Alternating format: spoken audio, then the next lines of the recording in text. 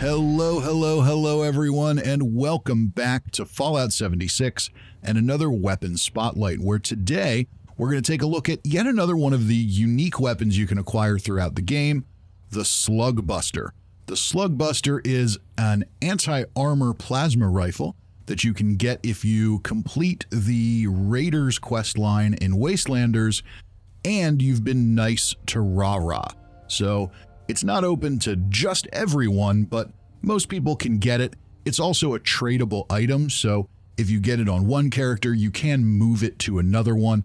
It's overall, looks like it's a pretty good weapon. Let's take a look at it. As with all of my videos, I've got timestamps here at the beginning so we can take a look at the weapon and the build and then get into the actual action and testing. So if you're already familiar with that part of things and you want to jump ahead, you can.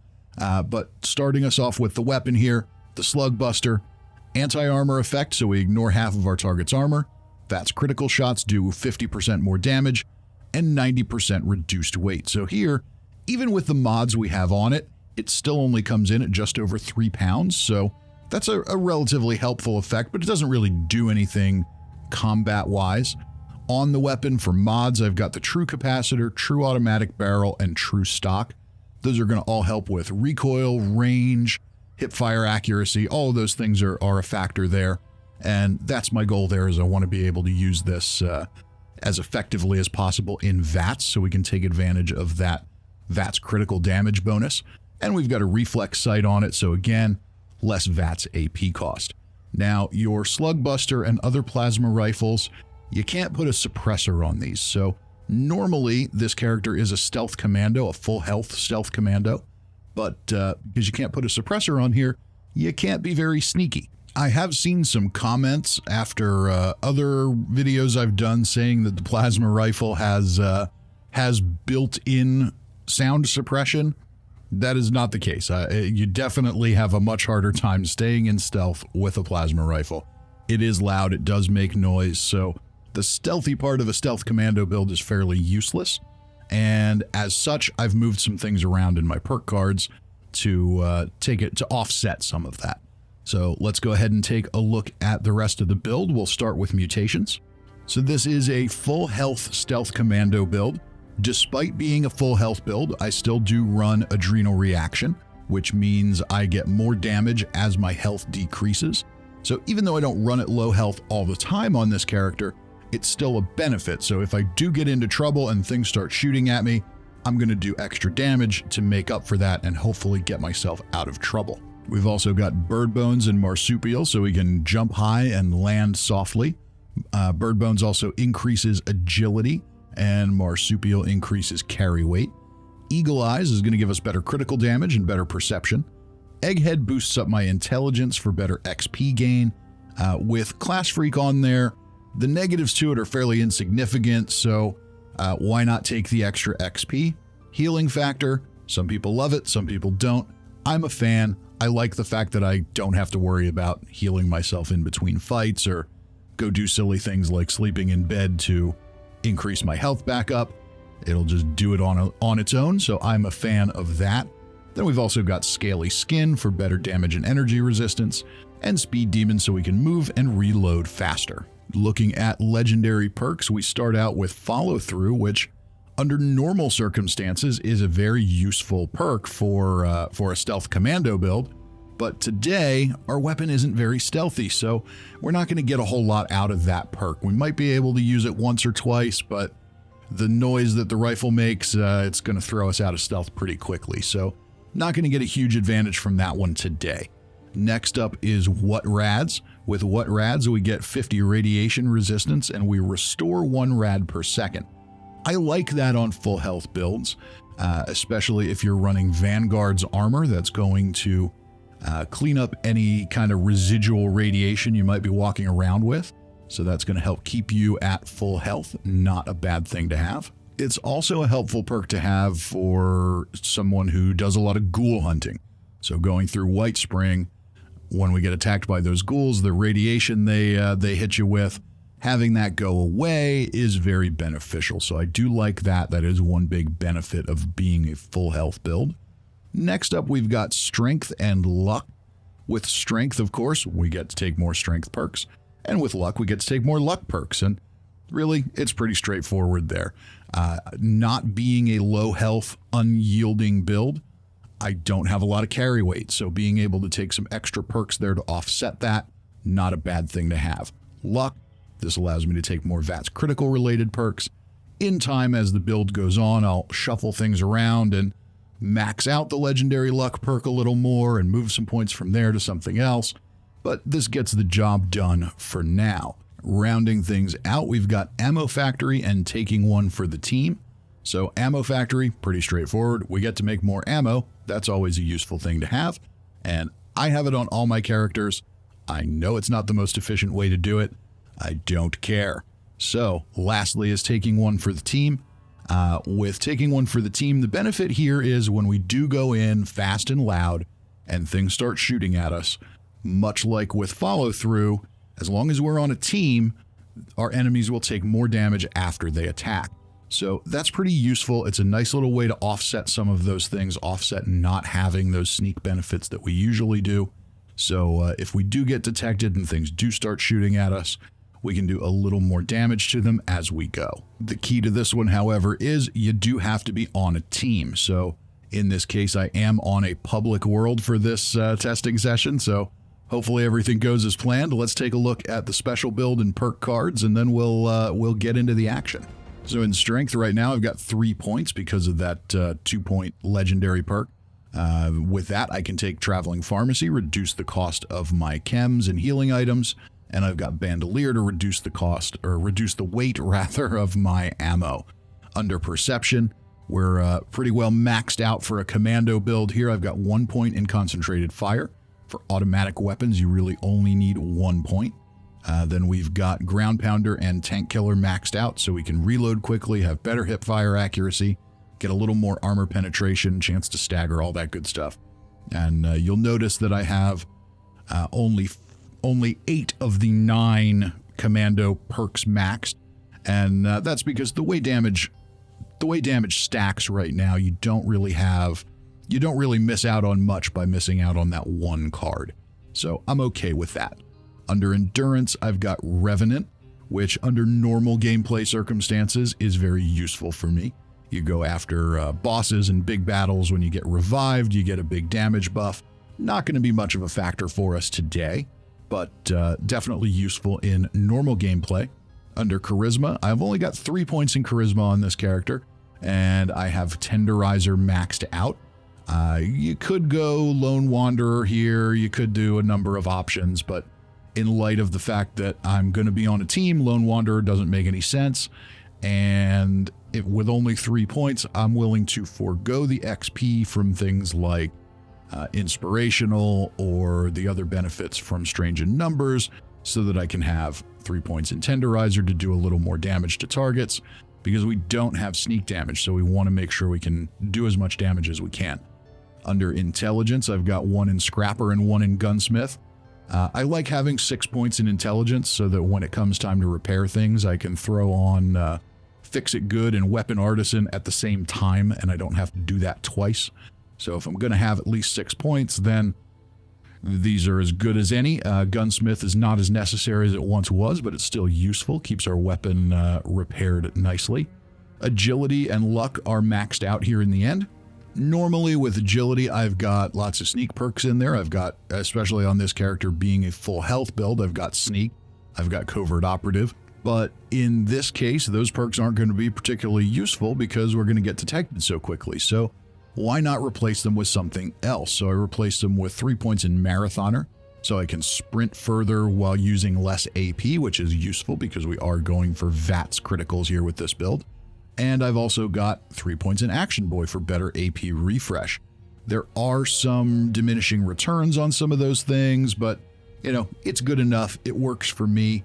We've got Gun Fu maxed out so we can swap between targets quickly. Adrenaline so we do more damage as we take on increasing numbers of enemies.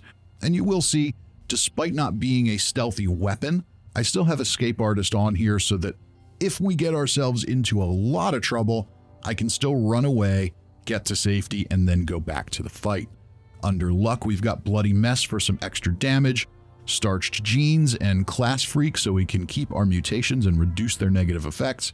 And then in this case, I went a little bit differently than I normally do with VATS Criticals. I'm going to experiment with a few different things here. I maxed out better criticals so that we can get as much critical damage as possible. I'm using Psychopath, so we get a chance at some, refilling our crit bar. But then I also maxed out 4-Leaf Clover. Basically, with 4-Leaf Clover, we get a pretty good chance of refilling our critical bar with every hit in VATS, and every hit we get is going to be in VATS. So that kind of makes some sense. We'll see how it all shakes out in the end. All right, enough chit-chat. Let's jump over to the Whitespring and kill some ghouls. Okay, heading on inside.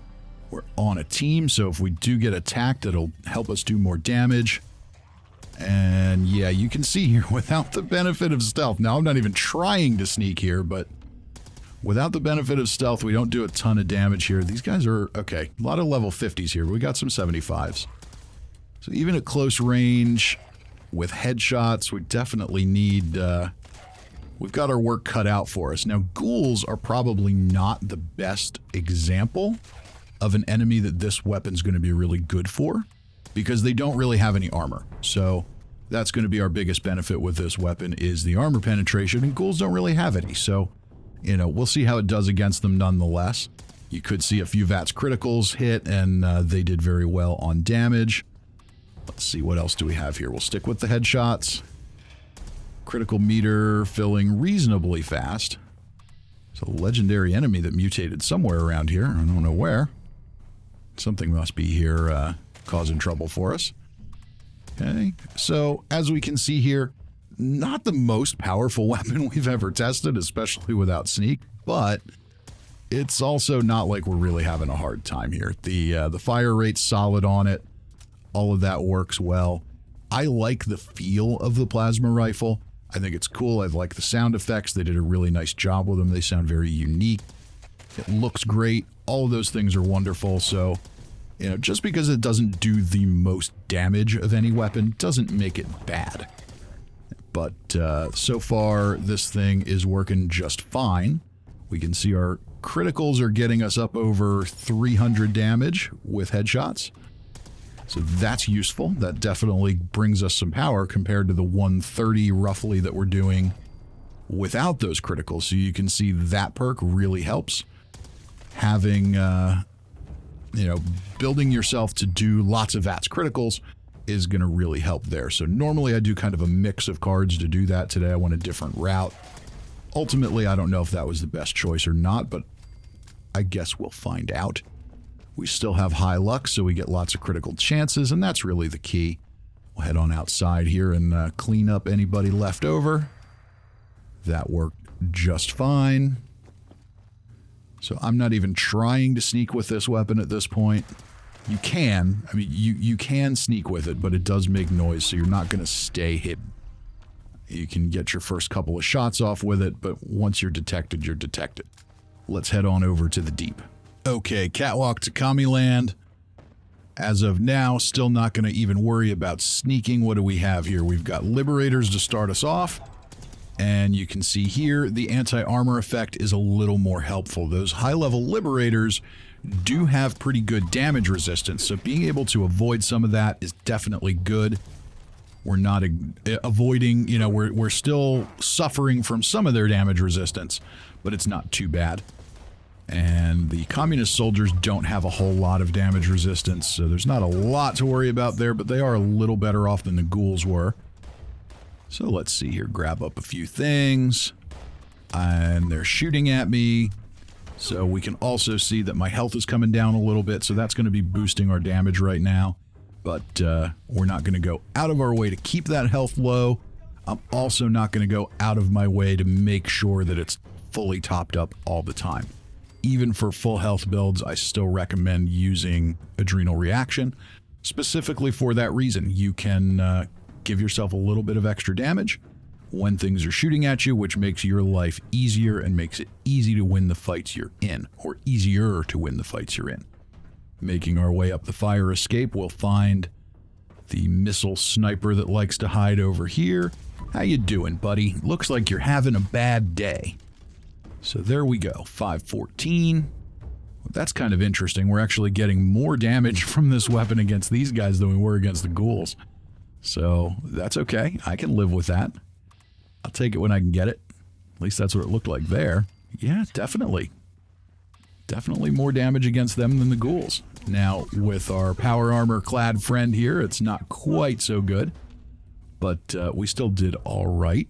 Making our way back around to the front of the building, we'll go in and clean up everybody on the ground floor here. So again, really not bad. Now everybody was shooting at us, so we might be seeing... I think we're seeing some of the effects of taking one for the team there. We're picking up a lot of stray bullets as we run around. So between that and a little bit of a boost from adrenal reaction for losing some of our health, I think that's kind of explaining some of the difference in damage. And we have just a few to finish off here. Usually one more power armor commander at the top of the stairs. That's a nice little stagger you got there. And is that everybody? I think that's everybody. Do a quick heal here and just check. No, we got one more poking around here. Oh, over in the corner there. You must have been sleeping. You must have been having yourself some nice, rejuvenating, restful sleep. And then here I come along to turn you into a pile of goo. Let's head to the Behemoth. And marching our way on down to the pond. This one's going to be interesting. Without the stealth benefits, I don't know. Should I try to land a stealth attack first? Oh, I don't know. Let's see. We'll keep you all in suspense, yes. Let's do that. Let's try to land a sneak attack first to make him take a little extra damage. And then we'll be able to do a little more. There we go. Alright, damage is decent. With the headshots, it's not too bad. But I really don't want him to hit me. Fortunately, Behemoths kind of take a minute to figure out what's going on. And VATS didn't seem to want to register some of those hits, so that didn't help either. But overall, not bad. Not amazing for the bigger, tankier targets. But it got the job done nonetheless. Let's head on over to the Fissure Site. And we'll see how we do here. Looks like we've got a legendary Scorchbeast hanging around back there. Let's take out some Scorched Annihilators first. And even though I'm trying to sneak, you can see again, in danger already. There's definitely no built-in noise suppression with the plasma rifle. Not by any stretch of the imagination. So yeah, we're just going to have to take these guys out and hope for the best. The Scorchbeast should be interesting without the benefit of stealth. We're going to be... damage isn't amazing, so let's see how we do here. Wow, there's a lot of Scorched running around. That's alright, we'll take them all down. Might as well. Yeah, is it just me or are there extra Scorched here? There really seem to be extra Scorched here today. We're not usually killing them for this long. And we're taking a lot of hits. Oh wow, okay. Scorchbeast is on the ground. Let's see if we can get some damage into him while he's down there. Take advantage of that instead of chasing him while he's in the air. But we've got so many Scorched running around, that's not an easy task. We've got lots of guys coming after us. Okay. Yeah, this is weird. Okay, so this is definitely a bug. There's a lot more Scorched here than there normally are. And this is kind of interesting because I saw this a few months back when I was playing on the PTS. And they had first, they were testing the Holiday Scorched event. And I thought maybe it was related to that. There was definitely an excess number of Scorched that would show up at this Fissure Site. And then when it went live, I never saw it, so I just figured they fixed it. But yeah, we're definitely getting that bug here. There's tons of them, so okay, well, we'll have a little extra fun with it. A little more killing to do, and then eventually we'll get to the Scorchbeast, if we can ever kill all these Scorched. This is weird. This is crazy. There's tons of them. And they just keep showing up. Wow. Okay. Anybody left? All right, we got you left. So yeah, so the weapon's doing okay. It's not super powerful. I think we're... Oh, there it is. Okay. Somebody's got a tent over here. And if you remember a few months back, there used to be a bug with the Line in the Sand event where if you placed your tent in the right place, You could get all the Scorched to spawn in weird ways, and I'm fairly certain you also got a much larger number of Scorched than you usually did. So I wonder if that tent placement didn't cause that. All right, where are we at here? Legendary Scorchbeast. I think we cleared out. No, somebody just shot me. All right, what's that, like 50 of them?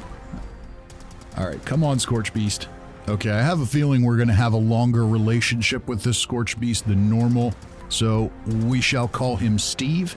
And Steve, I'm sorry, it might take a while, but you need to die for the entertainment of my viewers. There are important things to be done here, many people to be entertained.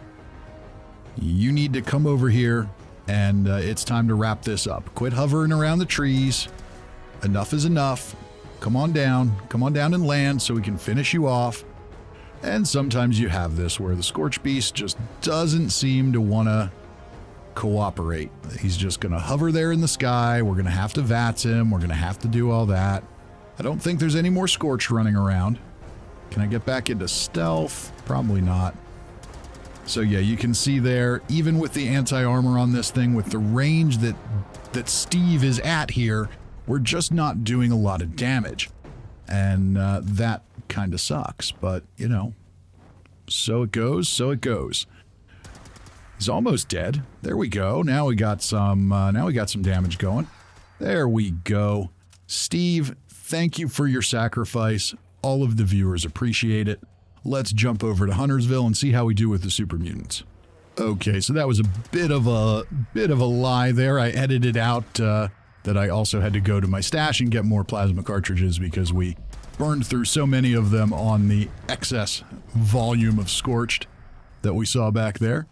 But here again, easy enough. The benefit here of being a high health build, of course, is we don't have to worry that those damage over time enemies are just going to kill instantly. So we can be a little more risky. Our behavior can be a bit riskier than normal. All right, easy enough, but not amazing. I'm also not loving the weird frame rate issue I'm seeing here. I did record this on Xbox. We are still recording when Fosnot is going on, and that event is going on right now. So that could be just affecting the whole server. That's kind of a shame. So yeah, here you can see again, this is definitely some weird performance. I think there's even just a little bit of lag going on here. I don't think it really takes 10 shots to kill these guys. Let's see here. Let's get a closer look. Okay, level 100. Yeah, you take a little more. But yeah, so we've definitely got some weird performance issues going on here, but I think we still get the point. We'll finish clearing the place out. And one hound takes me down in one hit. Okay. Oh. So I come back to life, only to be, again, chomped to death. Alright, this is not going well. Let's finish this up. Now this time I'm going to be a little sneakier. Make sure we take out this hound. Some of these super mutant hounds, man, they do a lot of damage out of nowhere. It's a little, more than a little strange. The super mutants themselves aren't that scary, but one hound chomp can do quite a bit of damage. We'll make our way up the road to the north and on our way out of town. And I see you there, super mutant. And you're all done. Okay, there's usually another hound hanging around out here somewhere, and I would like to not be eaten by him. We've got one more overlord at the barrier there, and I heard the hound. There he is. Yeah, you go away. You go away right now. I've had enough of you. No more hound nonsense with the super mutants. Alright, one last guy. He's hit me. I wanted to see there. Yep, there's taking one for the team. You can see we did a little extra damage there. Alright, very good. We finished our run. Let's talk conclusions. So what are my overall thoughts on the Slug Buster? Overall, it's a decent weapon. In all honesty, if I were running this on a low health build, it might be a little more effective. I think the combination of going full health and losing the stealth bonuses, that really hurts.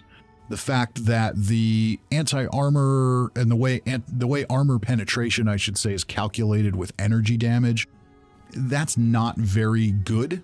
So we definitely lose out a little bit there too. But with that said, we didn't really have any trouble with anything aside from some bugginess and some things acting up. But overall, the weapon did fine. We did fine with a full health build.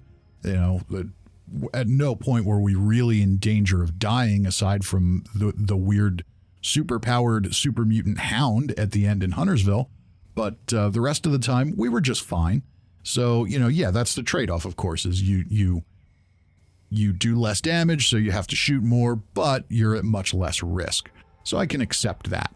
I do really love the plasma rifle in Fallout 76 and really in Fallout 4 as well. The animations, the audio, it's all really good. It's a great combination. I just wish they did a little more damage. I'd also love it if there were some kind of suppressor option for a weapon like this. I think that would be really interesting. But nonetheless, it's a fun weapon. It's a weapon that pretty much anybody can get with fairly minimal effort by doing the main quest. So that's not a bad trade-off either. You don't have to rely on RNG. And with that, ladies and gentlemen, it's going to bring us to the end of the video. As always, if you enjoyed it, feel free, go ahead and subscribe, leave a like, leave a comment. Till next time, I'm Fisty McRib.